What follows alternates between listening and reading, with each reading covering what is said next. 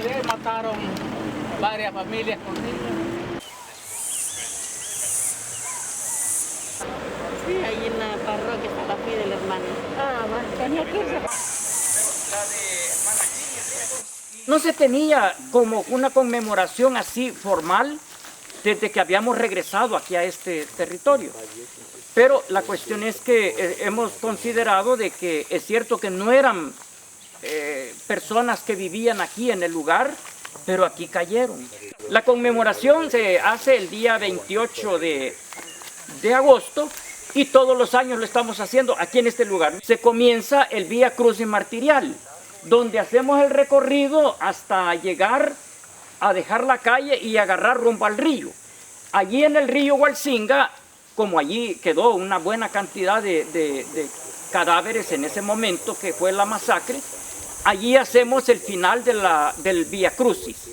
Las 14 estaciones ya están diseñadas en cada uno de los lugares y hacemos el Vía Crucis. No lo tenemos programado todo el tiempo igual, pero casi siempre es el tercer Vía Crucis de Semana Santa.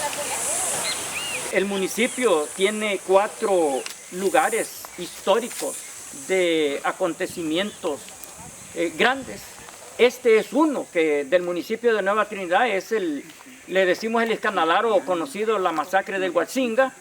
Cuando fue el despatado a la gente, todos salimos pero a caer, y los que logramos zafarlo, conocíamos el terreno, pues por lo menos nosotros los fuimos Hualsinga arriba y los cubrimos hay unos peñones ahí que ahí, ellos se dirigían más por la bulla y por los gritos. Cuando nosotros veníamos de por allá veníamos para el río Zumpula donde está la hamaca. Entonces los soldados estaban allá por un cerro que le dicen el Chaparraloso. Entonces nosotros íbamos así para allá y los soldados estaban ahí. Entonces el marido agarró aquí, el marido mío, y nosotros agarramos por aquí.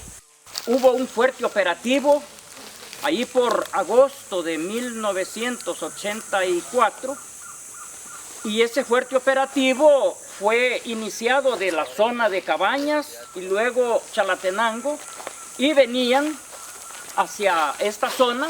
La gente que venía buscando la zona fronteriza porque era donde se podía refugiar un poco más para salvaguardar sus vidas, especialmente la población adulta mayor, niños y personas que no estaban combatiendo en la guerrilla.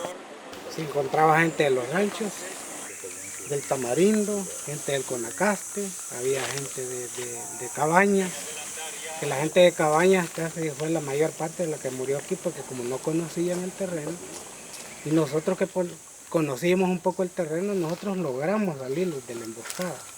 O sea, en medio de la balacera los salimos porque los pasamos Hualsinga, porque los helicópteros desembarcaron en la parte alta de aquí, de donde hay una calle, por aquí. Hay un cerrito, sí, ahí, al otro lado desembarcaron, o sea, desembarcaron el contorno y rodearon la gente, y otra unidad que venía a pie por la carretera, por el zapote. No podían caminar porque venían llagados de los pies, los zapatos ya no los aguantaban o no tenían zapatos algunos. Eso les permitió de que en la noche hicieron el traslado. El río estaba súper hondo, muy hondo. No podía pasar la gente tan fácil.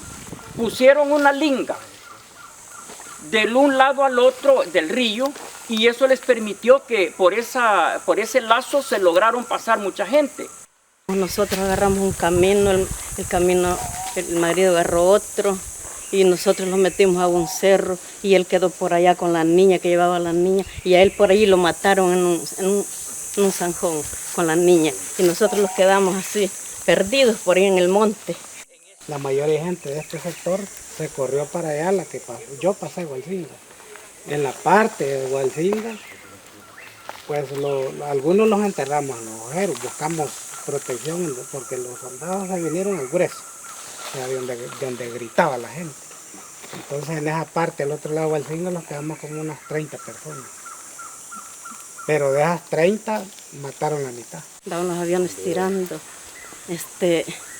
A una hija mía le iba a caer en el pie, al lacito le cayó la bomba, la bala, sí. Estaban sentadas en el cerrito por ahí. La gente buscaba dónde ir oculta de los helicópteros, entonces buscaban la zona de la quebrada. Por eso se encontraba que habían mudada, o sea, ropa de la gente, el pelo de las mujeres que se encontraba y pelo con mucha cana. O sea, por eso se supone de que había mucha gente adulta mayor, y en especialmente mujeres, porque se encontraban los pocos de pelo en la zona de la quebrada abajo.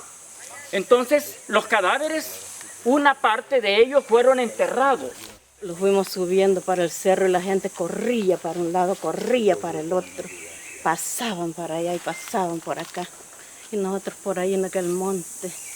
Ya de allí los agarró la noche. Allí dormimos en aquella gran, que oíamos la gran bulla de los soldados en aquel plan de allí, en la noche, y tiraban unas luces de bengala.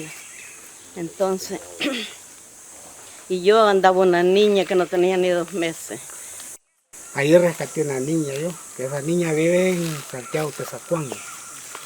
Esa niña yo la anduve, la rescaté porque los papás la capturaron, los capturaron a los papás y los llevaron al helicóptero. Porque los helicópteros aquí, la gente que nos mataron también se llevaron una familia, que eran de apellido monjes de los ranchos, como unas 2 familias que las llevaron capturadas, eran unos ancianos.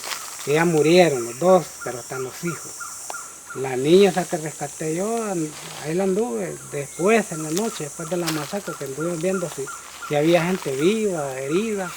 Incluso al otro lado sí había gente que estaba enterrada en los héroes y que tenían sus balazos en las piernas.